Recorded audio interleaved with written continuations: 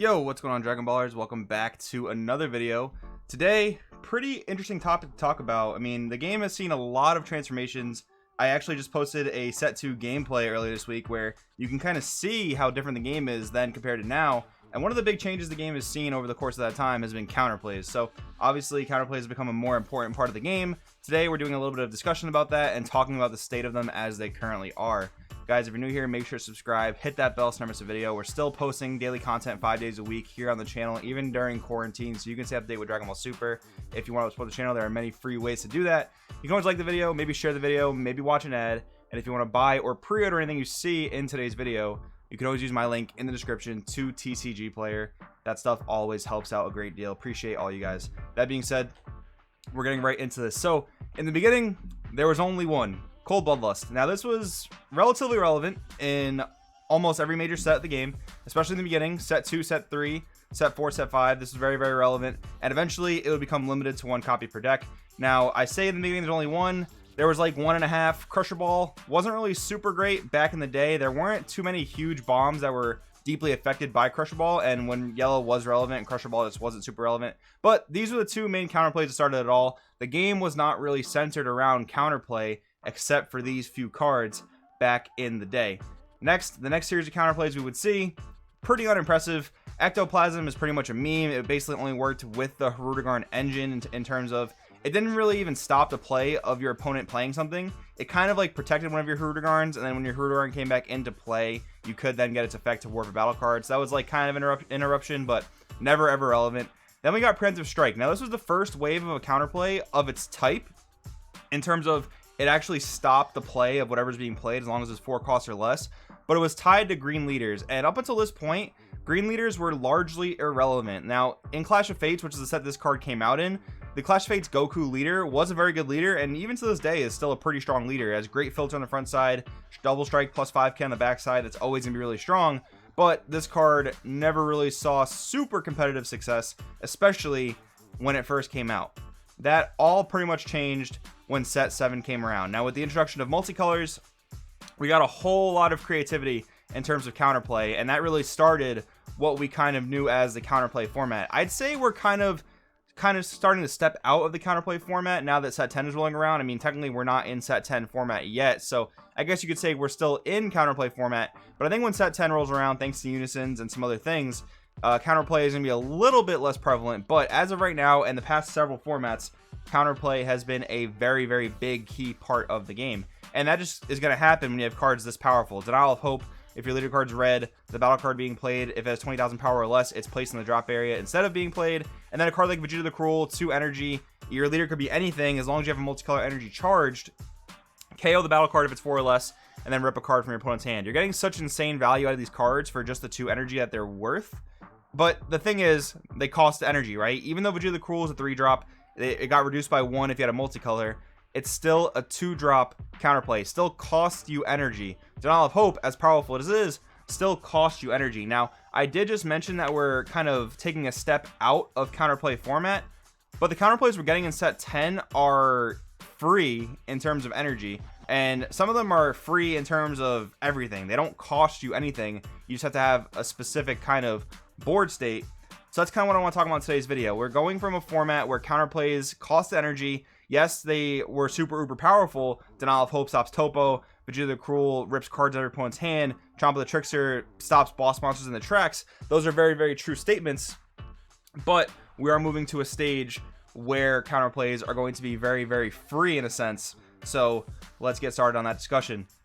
So the first wave of counterplays we're getting in Set 10, cards like Time Bullet, Peel Off Missile, Dark Dragon Slaying Bullet.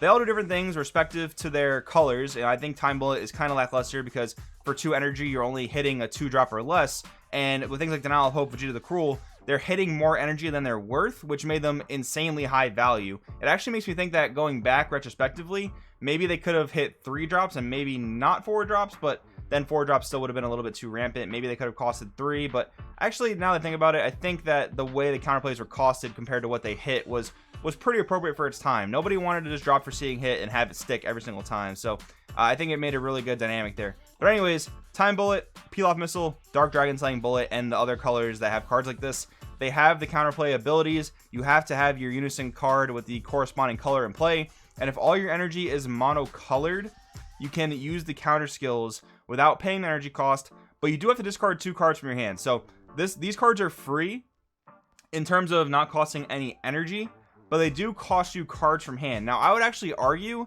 that these cards are not that great, especially when you look at Peel-Off Missile. You know, Peel-Off Missile only hits a 15k or less and placed in the drop area. You do get a nice boost on your leader. You do have to have the Unison in play, so it's a bit more specific, but it's not Denial of Hope. It doesn't hit a 20k or less. When you look at Denial of Hope is a lot more powerful than something like Preemptive Strike, and sometimes even Hidden Potential, because Denial of Hope has potential to hit 6 drops, 5 drops, anything that is 20,000 power or less. That could be any energy cost.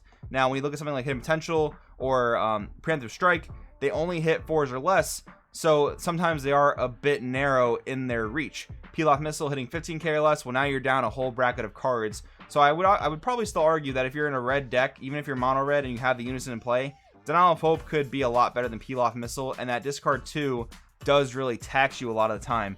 Dark Dragon Slaying Bullet, I talked about it earlier this week on the channel. A bit different because it's got a skill that's pretty unprecedented in the game. If the battle card being played is an energy cost of 4 or less, it has its skills negated for the turn and is played in rest mode. That's a card we saw with Justice Crush in Draft Box 5, where we're finally getting more things that negate skills in the counterplay timing. Now, it's really important to do that in the counterplay timing, because if you have it in the auto timing, like some of our cards in the game do, your opponent still gets their interplay autos.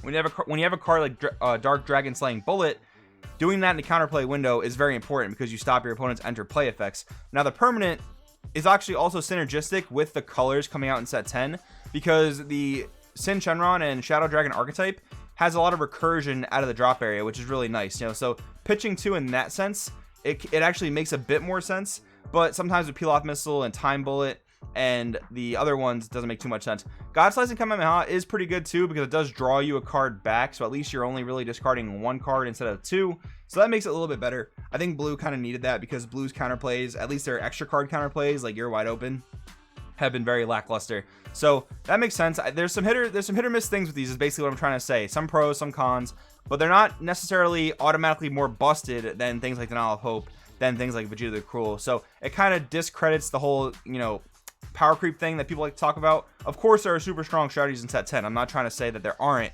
I'm just saying that this is a sign that not everything is an immediate power creep. But then we talk about some of the counter attacks: Wolfang Fist, Dormant Potential Unleashed, and Final Hope Slash. These are very free counter attacks. Now, again, they do have the requirements. Your leader has to be monocolored, so no Surge Piccolo, no Surge Broly. That is one thing you have to keep in mind there, and that is actually anti-power creep, because it means that you're not able to just automatically smash these in our OP leader and call it a day. But they are free. Now, one of the drawbacks to this, and this is again why I love the Bandai design team, one of the drawbacks to these cards is they don't actually stop the attacks. Wolfang Fist, minus 15 a barrier, doesn't stop the attack. Dormant Potential Unleashed, basically a Nimbus for green, KOs up to 2 costs or less, doesn't stop the first initial attack. Final Hope Slash, bounce a 15k or less ignoring barrier back to the hand, doesn't stop the attack, and it does untap an energy though to boot. So when you're looking at these cards, it's very important to realize that they don't actually stop the attacks, and that is a big hindrance. In my testing, it's been very, very relevant. It's a reason why I'm not a huge fan of Release from Evil, the yellow version of these cards, because it doesn't stop the initial attack, and it's only good in very niche scenarios because of that. It's very good against Reboot Gohan. It's very good against like Shenron Wish, for example, but in the normal scheme of things, if you want to just main deck 3 or 4 Release from Evil, I don't think it's that impressive to just main deck it. Dormant Potential is different because it does stop your opponent's basically entire turn after the first attack, but Wolfang Fist, Final Hope Slash, they're going to be very niche specific cards when you're looking at including them in your deck. But being free will always be a big pro to them, but not stopping the attack will actually be a big hindrance a lot of the time. Then we come to the most powerful cards of the set, in my opinion. I think this is a pretty fair thing to say. The actual free counterplays. These cards are free, 0 energy, 0 hand investment besides the cards themselves, and the only requirement is that you have a unison of the corresponding color with at least 2 or more markers. If you have that, you can activate these cards without paying their energy cost, but you also have the hindrance of not being able to counterplay for the rest of the turn. So once again, like you would think, a free counterplay, wow, I can leave 2 energy open, I can use Yamcha Merciless Barrage, and then I can use Denial of Hope. Well, no, you can't. If you order it correctly, you kind of can, but if your opponent's playing in a certain way, they basically are going to say, okay, I'm not falling into your Denial of Hope, you can Yamcha me, but then you're done counterplaying for the rest of the turn. Again, one of the reasons I love the design team, that is a really good balance aspect of it. Do I think these cards are absolutely crazy powerful? 110% yes. Super Saiyan Trunks God Sealing Technique counters anything in the game as long as it does not have deflect. That's incredibly powerful. Charismatic Villain KOs anything short of a secret rare. Incredibly powerful. Free Crusher Ball, I'm all about it. These cards are very, very strong, and I think it is a step in the right direction per se, because when you have your Unison on board, you're typically tapping out on 2 for it, sometimes tapping out on 3 for your Unison, and then your opponent's pretty much free to do whatever they want in terms of attacking your Unison and removing markers from it. So these free counterplays help out quite a bit in that scenario. You know, if it wasn't for these cards, your opponent would be able to kind of just free reign in your Unison depending on what deck they're playing. Now, of course, these things have other applications at protecting Unisons. They stop your opponent's boss monsters. They stop your opponent's tempo. That is very true. These cards are incredibly powerful, but it's actually interesting because, like I said, we're moving out of a counterplay oriented format, and counterplay will still be very relevant, but it's not going to be the only thing the game is about. The game is going to be about powerful Unison cards. The game is going to be about powerful leaders. The game is going to be about powerful deflect bombs because of these counterplays, Lego Boonie, things like that. But even then, not all the deflect bombs are safe thanks to Frieza Charismatic Villain. And this is just another step in the direction where the game is becoming more skill intensive. How are you deck building? How are you using your counterplays? Are you being wasteful? Are you charging the correct cards? Are you charging cards you don't need in a matchup? Are you mulliganing correctly? This is where the game becomes a lot more skill intensive, and I'm a really big fan of it. So guys, hopefully you enjoyed the discussion. Let me know in the comments below what you think. How excited are you for these counterplays? I know some people are afraid of power creep, but it has to happen in a card game. It's just a matter of the fact, and in my opinion, Bandai is handling it very well to the point where other cards from older sets are still very viable, and they're only really boosted by Unison. So I'm very excited about it. I want to know what you guys think in the comments. Thanks for watching. I will see you guys next time.